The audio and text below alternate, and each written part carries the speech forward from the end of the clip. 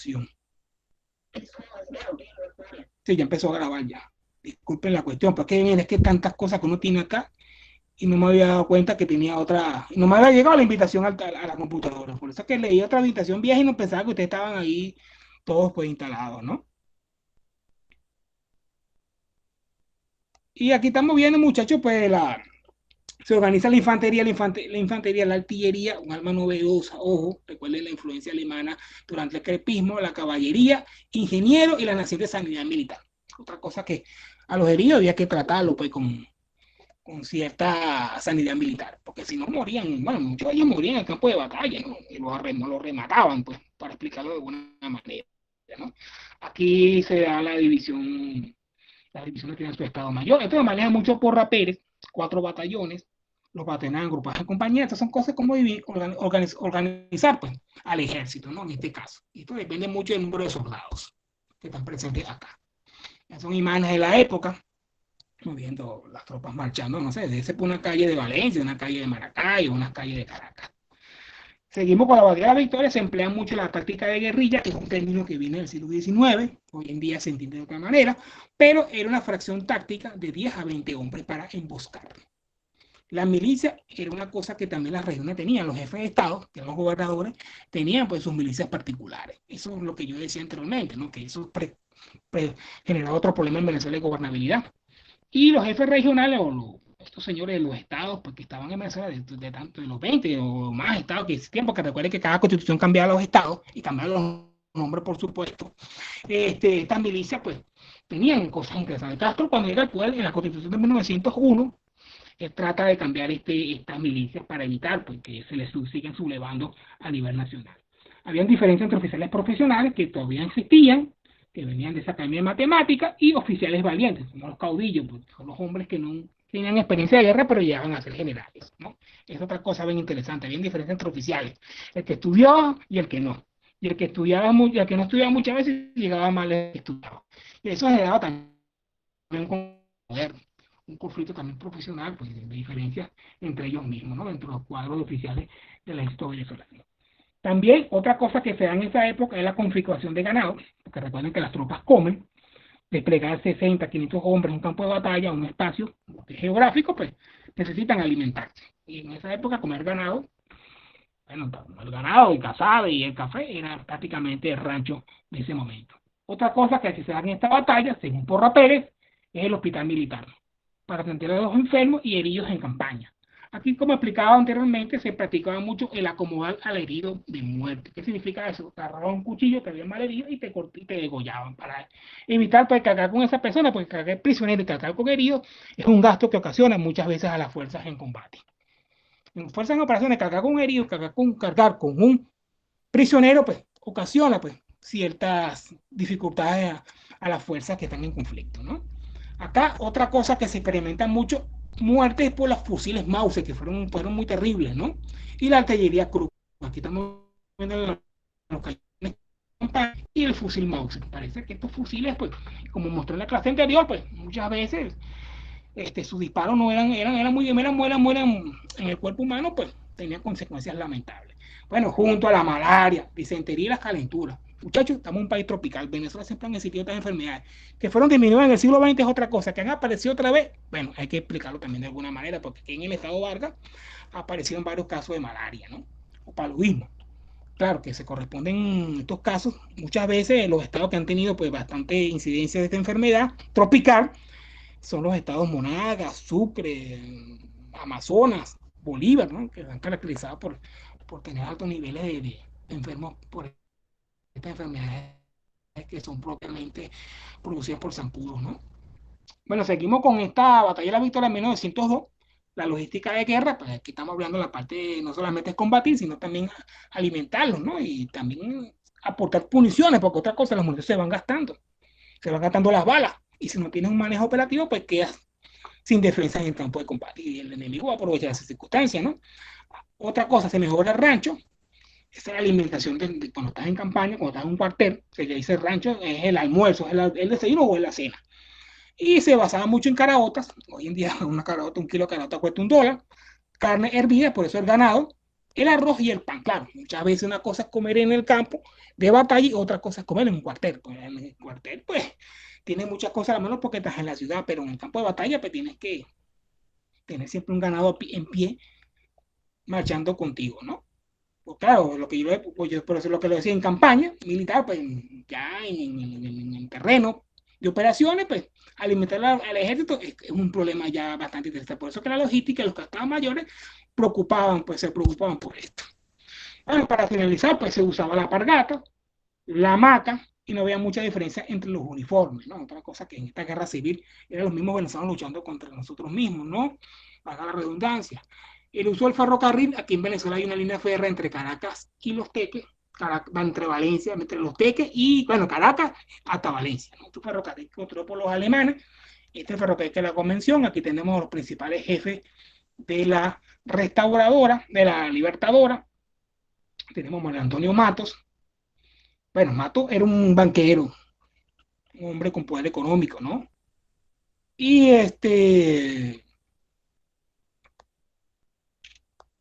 Matos era un hombre con poder económico y estaba asesorado por Domingo Monada, que era militar, y Luciano Mendoza, ¿no? Que era un viejo caudillo. Sí, pero Castro, pero tenía tampoco formación militar, pero también estaba orientado por Linares Alcántara, el hijo de él, y Diego Botito Ferrer, que pues, Linares Alcántara, por ejemplo, estuvo en West Point bueno, preparándose como oficial, ¿no? Otra cosa que es interesante que dice Aton Guerin no dice esto,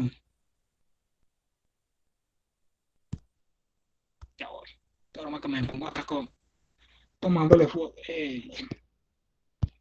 pongo a estar tomándole fotos a las imágenes de la copy print y se me configura esto, ¿no? Bueno, Anton Gary dice algo muy importante, ¿no? En Venezuela es una cosa que siempre nunca va a dejar de pasar y muchos países también va a ser así.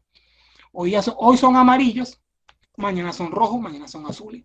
Es lo que dice, pues, que en esta época de revoluciones había personas que un día eran azules, en la mañana siguiente amarillos, es decir, según los resultados de la revolución cambian de partido y de color. Una cosa que siempre ha permanecido constantemente en esta Venezuela, como son chavistas, ayer fueron a Jocopellano, fueron masistas, pero lo que le quiero decir es esto, ¿no? Que siempre el venezolano, el ser humano, no baila el son que le toquen, ¿no?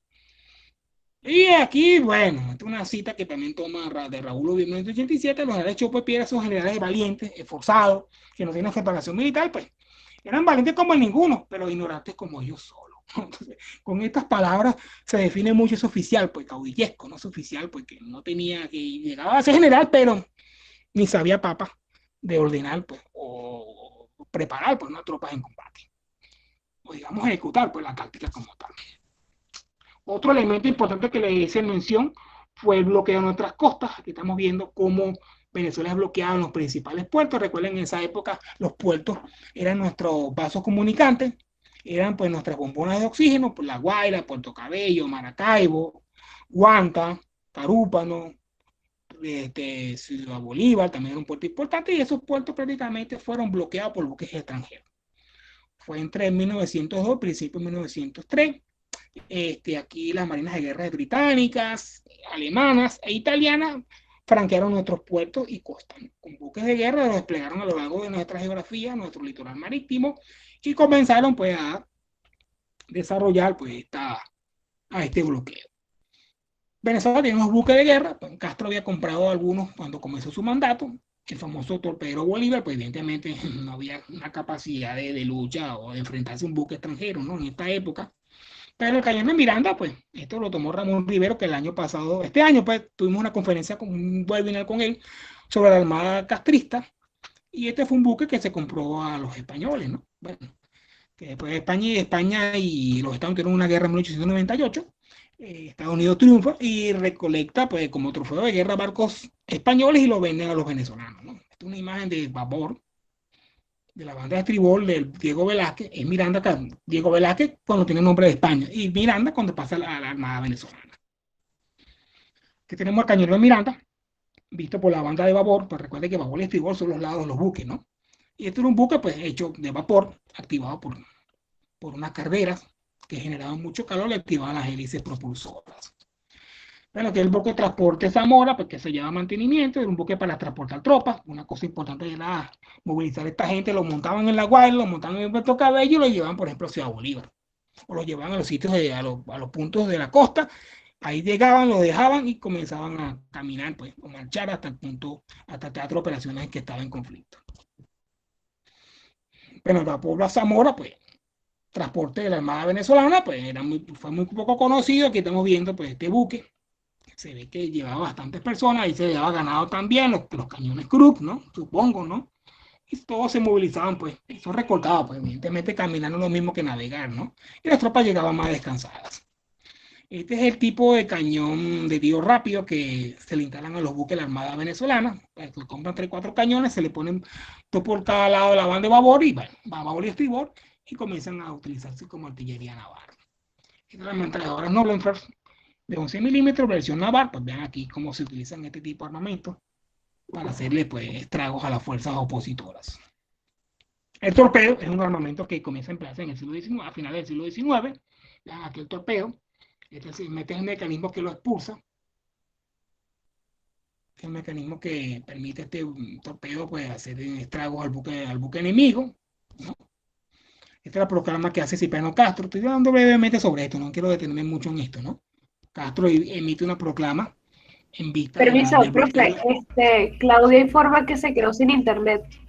Muy bien, está bien. Y veo a la amiga Yailin, ¿no? Apareció por ahí la amiga Yailin. Muy bueno. Bueno, aquí tenemos la proclama que hace Cipriano Castro, ¿no? Castro, pues, fue un hombre muy enérgico, pues, con mucha preocupación.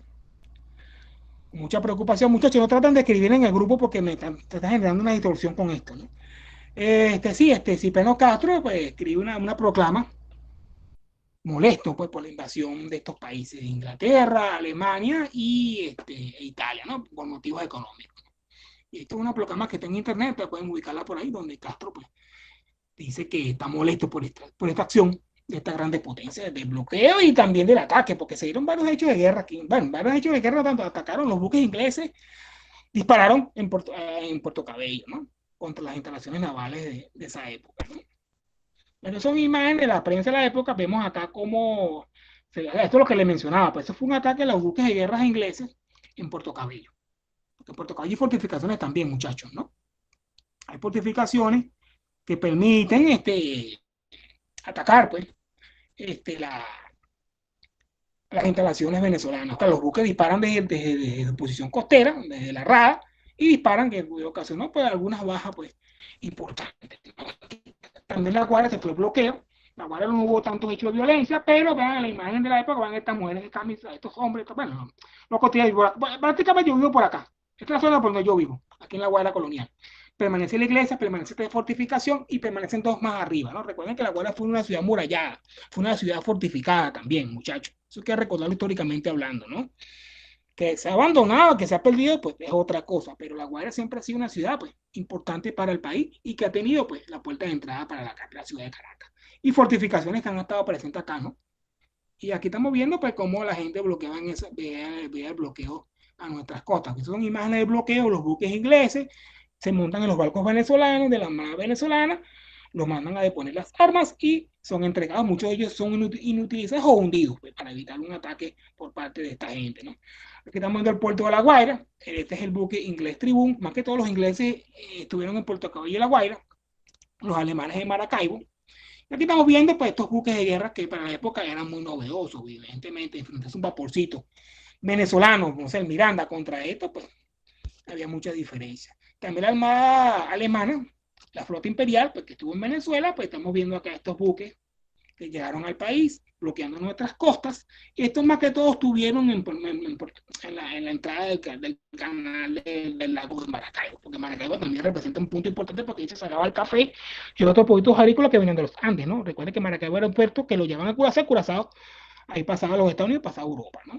Recuerden que la isla de Curazao siempre ha tenido una importancia económica para Venezuela y el lago Maracaibo, pues en ese lago, pues había un puerto que se sacaba desde, no sé, desde Trujillo o de un estado estondino y se llevaba al puerto de Maracaibo. De ahí salía fuera de nuestras fronteras.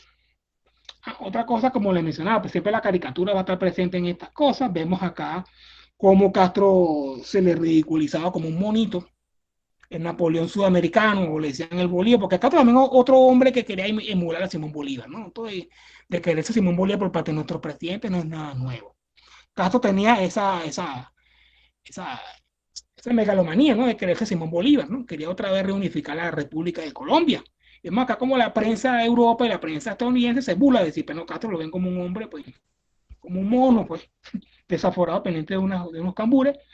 Esta es la sátira de donde se burla la famosa doctrina Monroe, que es la doctrina que impone los Estados Unidos para, de alguna manera, pues, señalar lo que es de América y que los Estados Unidos, y que los europeos, pues, se queden en su continente, ¿no? Estamos viendo, pues, los Estados Unidos siempre ha sido el gran hermano mayor, ¿no? Que ha protegido a estos países de Sudamérica ante las APT, ante los intereses o las ganas de, digamos, de conquistar de los alemanes, franceses e ingleses. Bueno, en vista del bloqueo, que ya fue superado, que se a través del protocolo de Washington se superó esta situación, Castro compra unos cañones.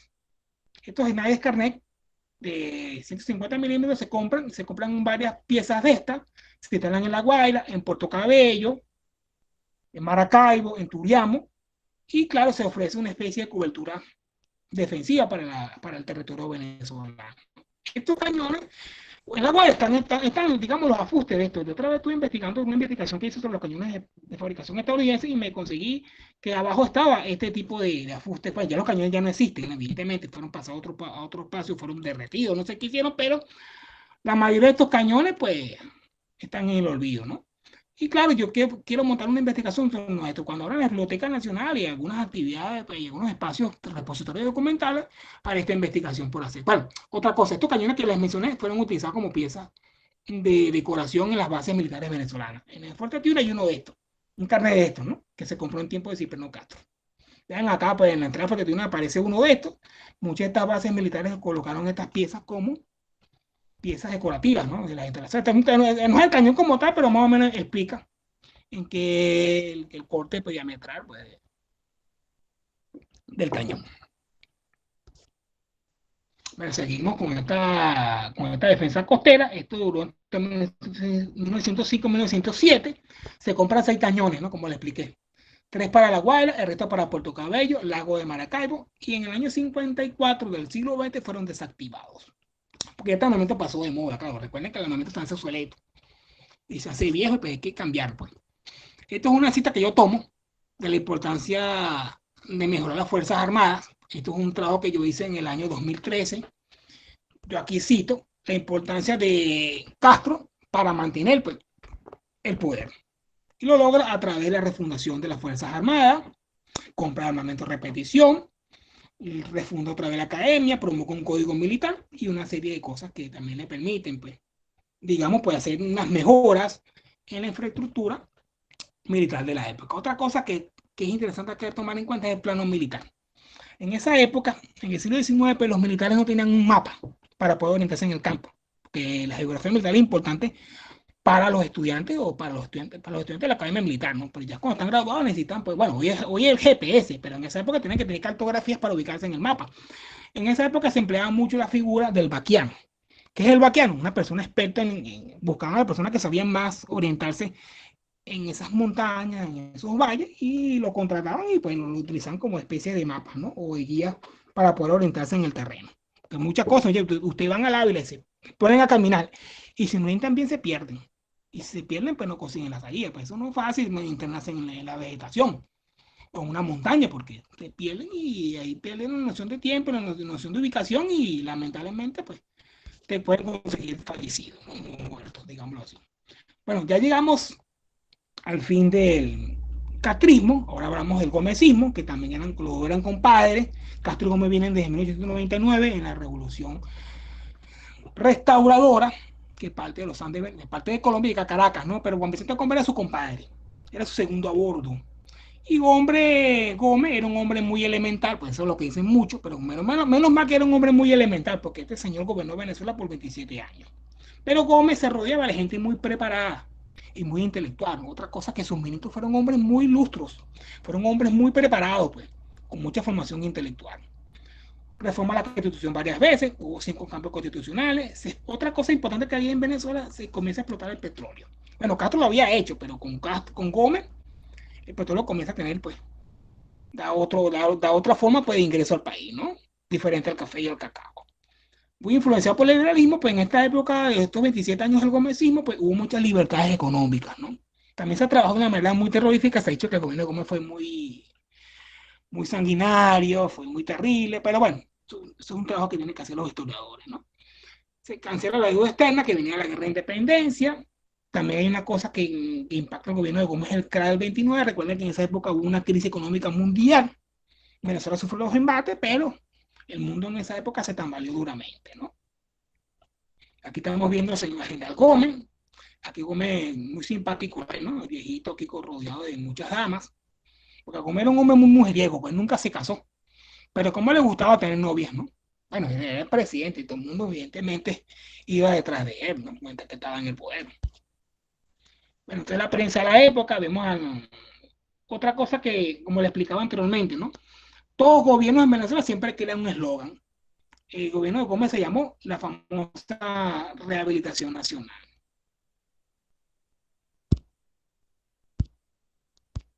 Ya, muchachos, que esta broma se me configura cuando trato de explicar la cuestión. La rehabilitación Castro llamó la restauración.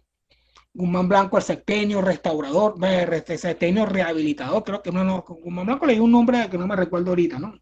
Bueno, pero se me olvidó. Pero siempre todo gobierno que llega siempre quiere tener un eslogan, ¿no? Y Gómez no se quedó atrás. La famosa rehabilitación, pues con ellos ahora el país iba a cambiar, ¿no? Es una constante que maneja siempre los políticos. Gómez gobernó Venezuela por 27 años. Evidentemente Gómez estaba muchas veces como presidente y muchas veces como encargado o muchas veces como ministro de Guerra y Marina. Vean acá, pues, cuando Gómez no estaba en el poder, tenía un encargado. En este caso fue José Fortún, un hombre intelectual muy brillante, o si no estaba el doctor Víctor Maquia Bustillo, otra vez volvió Gómez por segunda y tercera vez, y Juan Bautista Pérez, ¿no? Que también era un hombre que estaba, bueno, la gente sabía que estaba Juan Bautista Pérez o estaba Gil Fortún, pero el que mandaba en el país era Juan Vicente Gómez. Gómez fue un hombre muy astuto, ¿no? Menos mal que era un hombre muy elemental, ¿no? Y que no sabía leer, ¿no? Supuestamente las crónicas decían eso, pero eso no hay nada comprobado. Otra cosa que sostienen muchos historiadores y que muchos libros de historia es que durante el comunismo se dio mucho terror. ¿Por qué terror? Porque existían los famosos grupos, bueno, por decir, pues estos grupos también o estas expresiones de violencia, pues, de violencia política, ¿no? Los famosos chácharos, o la Sagrada, que era un grupo de andinos que imponían el terror o que imponían el miedo a la disidencia opositora. Los caballeros son democráticas, los colectivos, siempre hay los que están gobernando siempre buscan la manera de preservar el poder. Y los chácharos, o la Sagrada, fue una especie de grupo paramilitar, pues, encargado de poner orden en el país, perseguir a los opositores, ¿no? Yo hace tiempo hice una investigación sobre esto, la publiqué en una revista de historia, bueno, algo sencillo, unas cuartillas que hice ahí, y la publiqué sobre los famosos chácharos.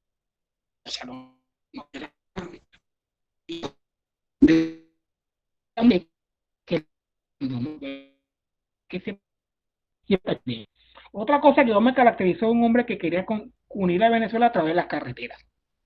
Gómez desarrolló muchas carreteras, la carretera Caracas-La Guaira, que era un tramo antiguo, lo mejoró, esa carretera Caracas-La Guaira, cuando el viaducto tuvo problemas, pues se utilizó mucho, ¿no? Una vieja carretera comercial. Vean que esa carretera comercial era muy angosta. Él une los Andes con Caracas a través de la carretera transandina. Gómez, pues, las carreteras tenían una importancia económica, pero también una importancia estratégica para poder de alguna manera llegar más rápido en caso de un alzamiento o una rebelión en el país. Entonces, Gómez, pues, mandó poco a poco a construir carreteras en el país. Muchas de esas carreteras fueron construidas por los presos, que los presos en los calabozos o en las cárceles del régimen los utilizaban para construir carreteras. Y claro, aquí se emplean muchos de ellos para desarrollar esas obras de control. Recuerda que esas carreteras son muy angostas y muy curvosas, muy sinuosas, pues digámoslo así. Y recuerda que en esos casos, en esos tiempos, los carros, pues, eran pequeños, ¿no? Y había poca movilidad en esos años, en 1926, pues, poco a poco están llegando los vehículos automotores al país, ¿no? De la Ford, que eran los que llegaban acá. Otra cosa que pasa durante el gobierno de Gómez, no quiero tampoco detenerme en esto, es la gripe española, pues hoy tenemos el virus chino o el COVID, pero un hijo de Gómez murió de esta enfermedad. Esta gripe española mató muchas personas en el mundo, pero también tuvo su impacto en el país. Y un hijo de Gómez murió de esta enfermedad. Que recuerden que las enfermedades y los virus pues siempre han estado presentes en nuestra historia y nunca van a dejar de estar, nunca van a estar dejar activas, ¿no? Entonces, bueno, eso fue en 1918, fue la famosa gripe española que ocasionó muchas muertes en el país y en el mundo como tal.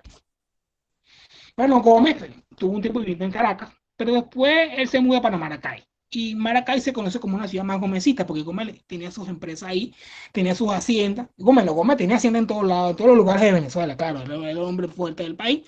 Y Gómez pues tenía haciendas que muchas veces ni él conocía, ¿no? Tenía empresas, tenía hacienda, tenía atos. Y Gómez pues se instala mucho en Maracay. Lo que en Maracay se podrán conseguir que es una ciudad pues muy militar. Ahí está la sede de la Fuerza Aérea, la sede de la Escuela Básica. Y Gómez pues construyó muchos cuarteles militares en ese espacio. Y Maracay es una ciudad estratégica porque fácilmente salía del Mar Caribe, fácilmente conectaba a los llanos, fácilmente se podía conectar al oriente y al occidente del país. Porque eso está en el centro del país prácticamente, ¿no? Bueno, Gómez pues mejora la parte militar de 1935, pues influye en la ideología del este, la Revolución Nacional influirá notablemente en la ideología del Estado Nacional, se aplica una reforma y se van cambiando los de modelo. Primero aparece el alemán, después el modelo francés. Y aquí estamos viendo pues cómo eso va a desarrollarse pues, a lo largo de esos, 30, a lo largo de esos 27 años. La reforma, pues ya lo hemos leído bastante. Pues, aquí Gómez en 1910 pone en marcha una reforma militar con objetivo profesional del Estado venezolano, que el estamento militar, pues, la creación de la Academia Militar en 1910, que ya había construido Cipano Castro. Y aquí estamos viendo, pues, como dice el amigo Ismael Rodríguez, 2015, pues, implementar una política de desarrollo institucional, organizar el Estado Nacional y dotar de armamento y equipo a las nuevas estructuras. Evidentemente la influencia era alemana y Maguire era chileno, pero con influencia alemana. ¿Quién era Maguire? Pues un oficial chileno que vino a Venezuela, tuvo un tiempo trabajando en el país, en la Academia Militar, pero con el tiempo tuvo una desavenencia con Gómez y se fue. Gómez pues no le retiró su apoyo y el tipo tuvo que irse del país, ¿no? Pero el tipo se encargó de generar pues una transformación de nuestra estructura militar y organizativa en este caso. Y él escribió un libro muy famoso, la famosa Politeia, donde escribe pues sus memorias pues como jefe del ejército venezolano, pues como oficial, pues armando, bajo la designación que le tuvo Gómez durante los años. Recuerda que esas misiones chilenas estuvieron en muchos países, estuvieron en Colombia, estuvieron en Centroamérica y muchos países de Sudamérica. La reforma, pues como hablamos en las clases anteriores, pues Chile comienza con esto, igual que Argentina, Perú y Brasil se mantienen con el modelo francés, el cual Colombia y Venezuela optaron por el modelo chileno, influenciado por el alemán. Maguire, pues, como comandante de la escuela militar, pues impone esos los uniformes, recuerden, los uniformes militar tenían ese color gris, ¿no? Y también esos cascos alemanes, ¿no? De puntiagudo, ¿no? Tienen un nombre que no me recuerdo ahorita, siempre se me olvida, ¿no? Crea la escuela de clase porque también había que preparar a los sargentos. Otra cosa, porque la Fuerza Armada no solamente descansa en los oficiales, sino en los oficiales subalternos. En este caso, sargentos y cabos, ¿no? O los cuadros menores, ¿no? Con eso el Estado al alto mando, la independencia del ejército y el Estado Mayor General. Bueno, aquí estamos viendo el viejito Gómez, ¿no? Hombre que se usaba unos guantes y siempre, ¿no? Muy característico, pues un hombre que tenía una cojera. Parece un disparo que dieron allá en la Libertadora, ¿no? Persiguiendo a los enemigos de Castro. Gómez tiene una cojera. Gómez era un hombre que supuestamente no bebía, no le gustaban los jalamecates, se paraba muy temprano, tenía siempre un edecán que era el indio Tarazona, que lo protegía, pues, porque Gómez era un hombre que porque tenía que cuidarse también, ¿no? De los enemigos, que lo podían envenenar, lo podían asesinar, para traer un atentado, ¿no? Y de hecho hubo un atentado, pero muchos de ellos fracasaron. Bueno, Gómez, pues, se instala en Maracay, por eso que yo hablaba de Maracay, está aquí en el centro.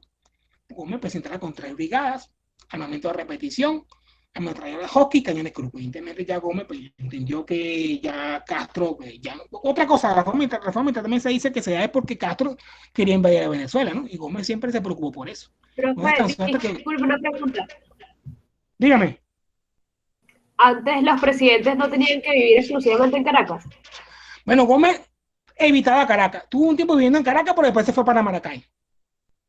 Es otra cosa interesante lo que tú has dicho ahí, ¿no? Porque Gómez no le gustaba Caracas, pues no le gustaba ese ambiente. Y con el tiempo vivió, los primeros años de su mandato vivió en Caracas. Pero después se fue para Maracay y se instaló por allá. Otra cosa interesante es eso, ¿no? Porque Gómez le gustaba puro Caracas, ¿no? No le gustaba Caracas y Maracay, ahí tenía sus... Por ejemplo, el Lactorio Maracay, que es una empresa que fabrica mantequilla que bien cara en el país, era de Juan Vicente Gómez.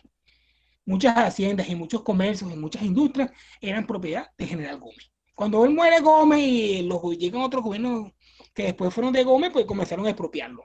Y comenzaron bueno, a revisar, pues, porque Gómez muchas veces el enemigo que vencía le quitaba su tierra, ¿no? Otra cosa que pasaba en ese entonces, un enemigo pues, de turno, pues, se alzaba contra Gómez como presidente del país y evidentemente lo despojaban de todo lo que tenía, ¿no? Y pasaba en manos del Estado, y en manos del Estado pasaba, bueno, entonces usted sabe de quién, ¿no? Pero esta ametralladora francesa, pues, este momento que compra Gómez, también, como le expliqué, pues después de la Primera Guerra Mundial, pues, estas Hopkins fueron el armamento estándar del ejército nacional. Ven aquí, fabricación francesa, activada por gas. Estos son los regimientos con las Fuerzas Armadas. Bueno, los batallones del ejército venezolano pues están armados con este tipo de armamento, ¿no? Y los cañones Krug que les hemos mencionado, ¿no? Fabricados en acero, de retrocarga y pues de gran versatilidad en el campo de batalla. Bueno, seguimos con esto, pues se elaboran 2 códigos militares, 3 leyes de servicio militar obligatorio, 1919. Esto es consono con la profesionalización, ¿no? Se compran viejos barcos recondicionados, el cañonero Orinoco, el remolcador 29 de julio y la lancha de Viso Táchira. También se mejora un poquito la parte del mapa, pero recuerden que los andinos eran hombres de montaña y no vean con buenos ojos la armada, ¿no? Porque una cosa es la gente de la montaña, otra cosa es la gente de la costa litoral, ¿no? Lo que es Puerto Cabira, Guaya, ¿no? O el estado de Suárez o el estado de Sucre. Aquí el Mariscal Sucre es un vapor pues, con 800 toneladas, 2 cañones y es el buque, pues, digamos, insignia de la Armada venezolana. Aquí lo vamos a ver con mayor detenimiento. Es una fotografía de Ramón Rivero, que es un hombre que ha trabajado seriamente en la parte de la historia naval de Venezuela. Un vapor que se le compra, bueno, de origen español y que se pierde en la guerra civil, en la guerra contra los Estados Unidos contra España. Bueno, aquí está el cañonal Mariscal Sucre, vean aquí estos buques, activados por vapor. En estos años también se manda a construir o se desarrolla, pues, en tiempo de Cipriano Castro, el famoso astillero de Puerto Cabello, donde hacían reparaciones a buques que necesitaban pues, mantenimiento menor y mantenimiento mayor. También la política de diques astilleros, los faros y muelles. Porque recuerda que los faros eran como una especie de guías referenciales para los barcos que navegaran con la costa venezolana, para que no chocaran, porque no tienen una orientación, pues. Porque muchas veces navegando con las luces, con la oscuridad, pues no se ve la navegación costanera o la navegación litoral, ¿no? Eso es lo que les mencionaba, pero esto lo explica Ramón Rivero. Tenemos el Miranda, el Bolívar y el Mariscal Sucre, ¿no? Vean la puesta cuando se votan, 1995, 1991, 1986, y cuando duran, pues muchos de ellos hasta el 52, pues vean acá que por ejemplo, el Mariscal Sucre duró hasta 1938, ¿no? En Venezuela, muchos de esos barcos fueron hundidos después, fueron desguazados. ¿Qué significa desguazados? Pues los desarman todos. Y lo dejan de ser útil porque te envejece. Como recuerdan, la tecnología se hace obsoleta con el pasar de los años. Bueno, aquí tenemos otra vez Ismael Rodríguez hablando de una cita. Él habla que cuando Vicente Gómez es gendarme necesario, como llamaba la nueva de Yalán. Y vean la importancia pues, de mejorar las Fuerzas Armadas, de profesionalizar y de crear la Academia Militar en 1910. Este es el trabajo que maneja el amigo Porrapea, la misma de Rodríguez, que hizo la exposición en el webinar pasado, que son el patio de la Academia Militar, pues aquí tenemos a General Gómez. Esto que está en la planicie, y aquí en Caracas actualmente, ¿no? Aquí la academia se funda en 1910, el careto duraba 3 años, pues en esa época se ingresaba como bachiller, pues, una formación, pues, respetable, y puedes estudiar allá, ¿no? Claro, muchas veces eran recomendaciones, muchas veces los cadetes tienen que ser del Táchira, con lo que le explicaba, pues Gómez era muy celoso con eso, las materias de artillería, matemáticas, historia patria, tanto que ustedes no quieren la historia patria inculcada a los cadetes, geografía, topografía y dibujo, entre otras asignaturas. Son ejercicios militares que ellos hacen pues, con fusil para adiestrar a la tropa y profesionalizarla, ¿no? Pero es una imagen que yo lo coloqué en el grupo de Telegram y aquí estamos viendo, es una imagen que tomó un alemán en la Academia Militar de Caracas.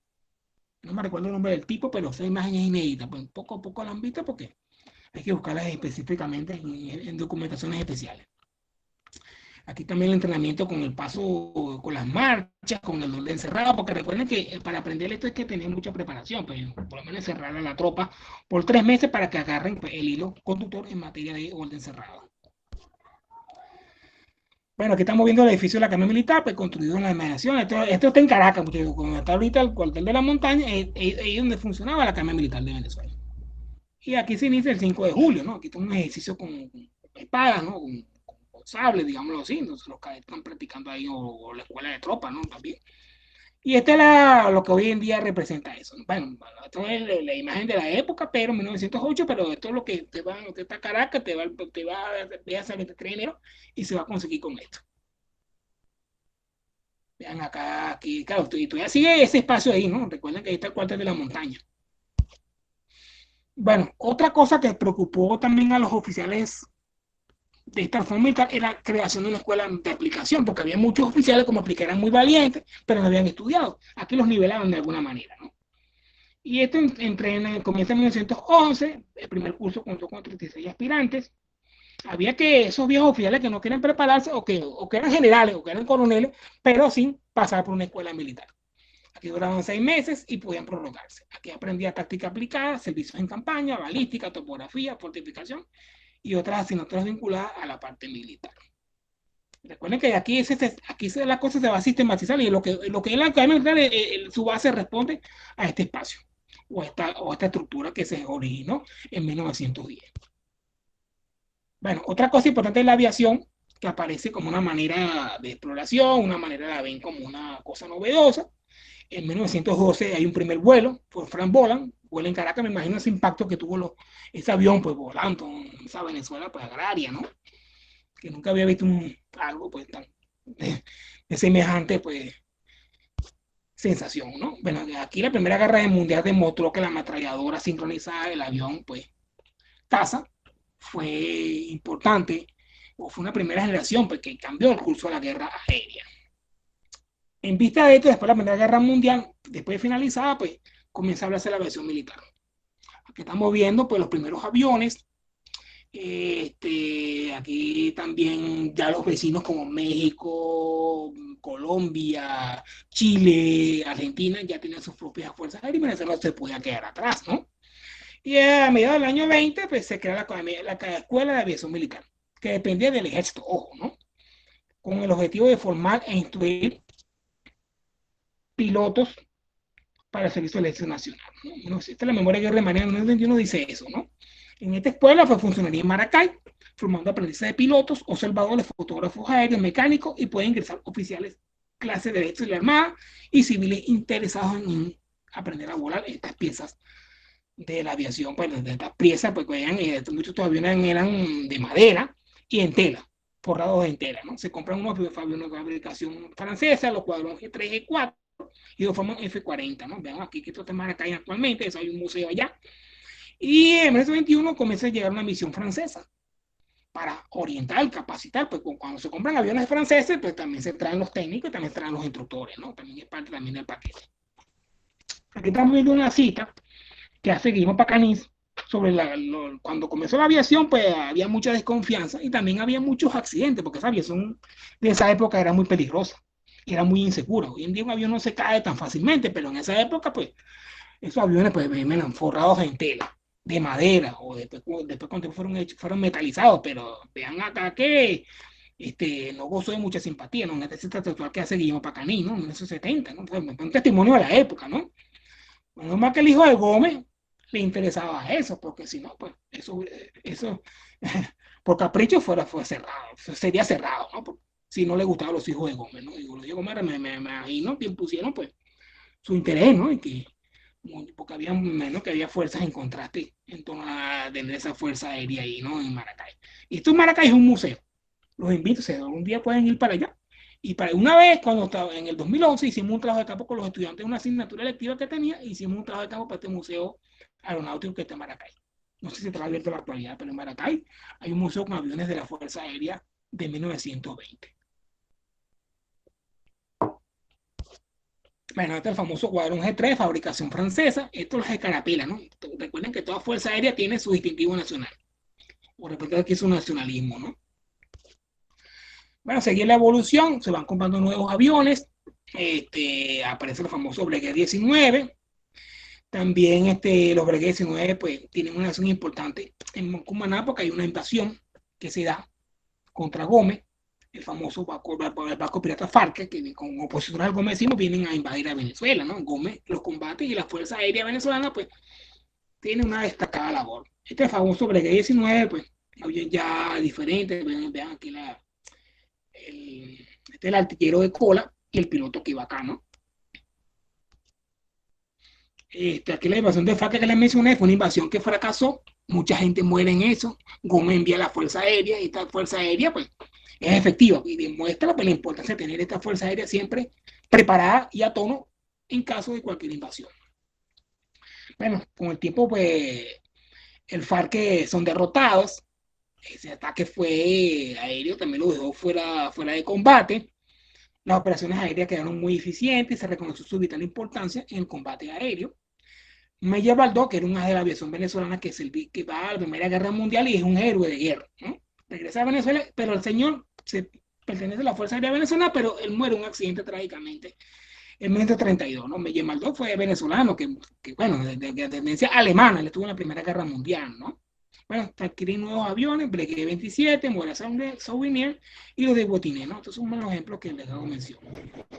El Breguet 27, el corte esquemático de la aeronave, más especificada, ¿no? A los primeros aviones de la Fuerza Aérea, ¿no? Del Ejército. Oh. Aquí tenemos a Carlos Meyer Baldó. Estuvo en la Primera Guerra Mundial, pues fue un héroe, estuvo al lado del Barón Rojo, que fue un héroe de la Fuerza Aérea Alemana, pues muy famoso y de mayor referencia pues, en la historia de la aviación militar de la Primera Guerra Mundial. Estamos viendo, pues él estuvo en el famoso Boxer Baviante, ¿no? Entonces el escuadrón que él estaba, ¿no? Muchas veces los pilotos decoraban sus aviones con motivos particulares, colocaban pues caricaturas, ¿no? Para identificar, pues darle, digamos, mayor, pues, sí, digamos, pues compenetración, pues,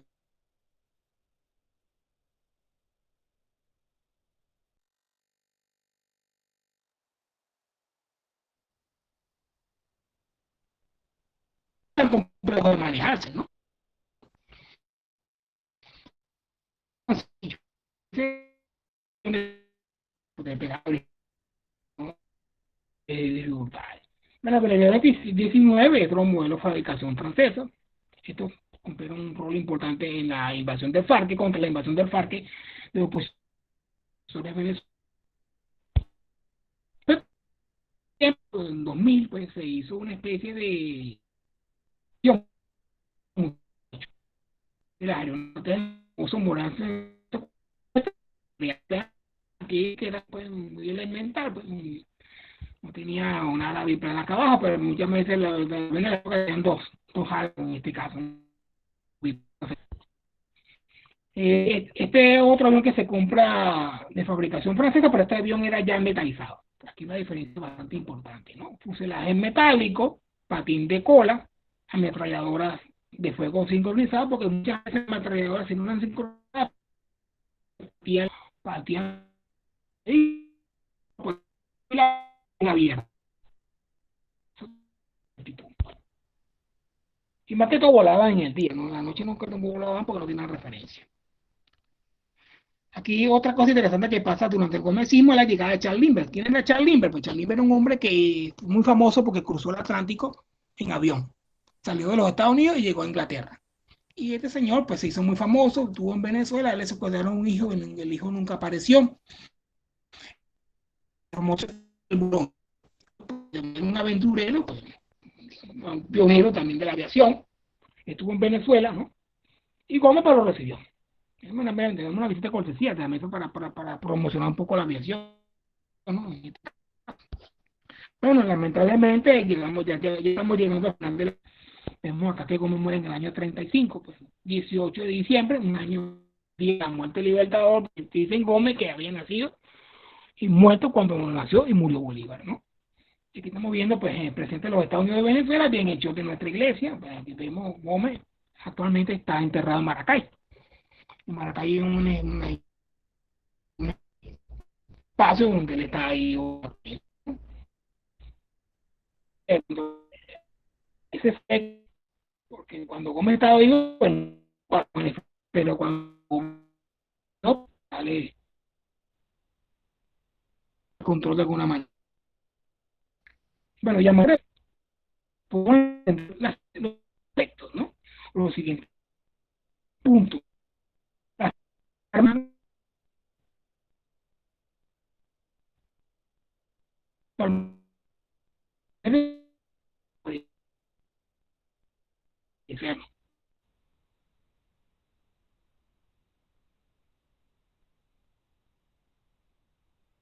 como digo, un hombre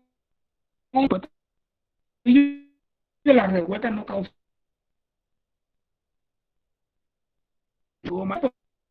nacional y que va a ser la cosa bien distinta, ¿no? Come las plazas pues, sin ningún problema, gracias a la aviación, gracias al armamento de repetición y gracias a los cañones cruz. Evidentemente que es un hecho fuerte para mantener un orden interno, reprimir a la oposición y pertenecer a defensa del poder internacional.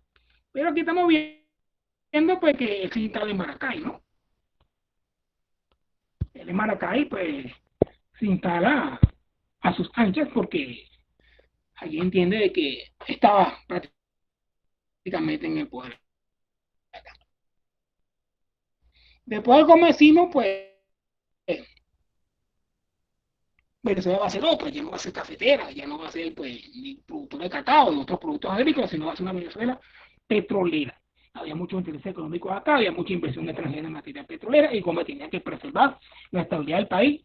Y esto, pues, gracias a este ejército, pues permitió que Venezuela pues, se pudieran ejecutar pues, las labores de exploración y explotación de nuestros recursos y de nuestros recursos, pues, digamos que vienen en su suelo, que en este caso serían los hidrocarburos, en este caso sería el petróleo, pues, o el oro negro, ¿no? Ahorita vamos a pasar al grupo de Telegram para establecer esta dinámica.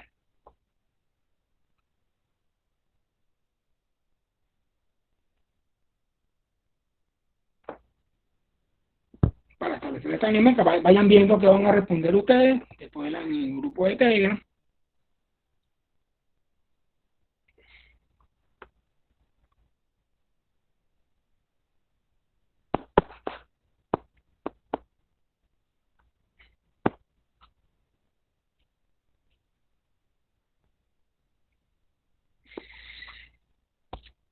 Y por último, las referencias bibliográficas. Estamos viendo pues, Don Chovantich, Domingo Irwin, Argencien, Florian Ramos, José Porras, Gilmar Rodríguez y Ramón Rivero. A los que están interesados en YouTube, hay un documental sobre la vida de Gómez, un documental muy viejo, ¿no? Que está en YouTube completo. Ustedes lo pueden revisar y lo pueden ver, ¿no? De alguna manera.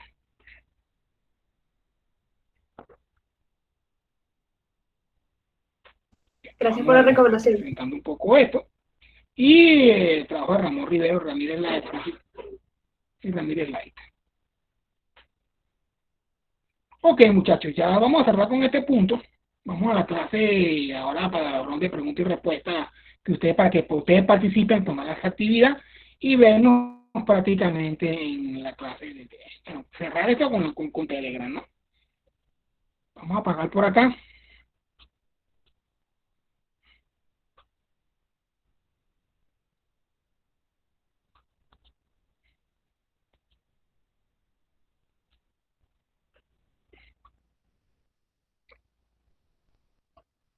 Vamos ahora a Telegram para ver esta actividad.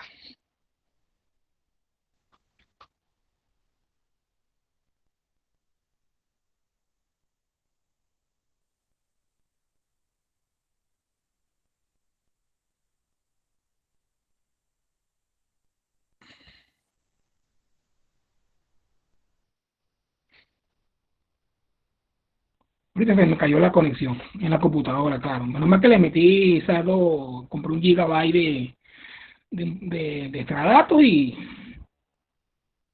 pude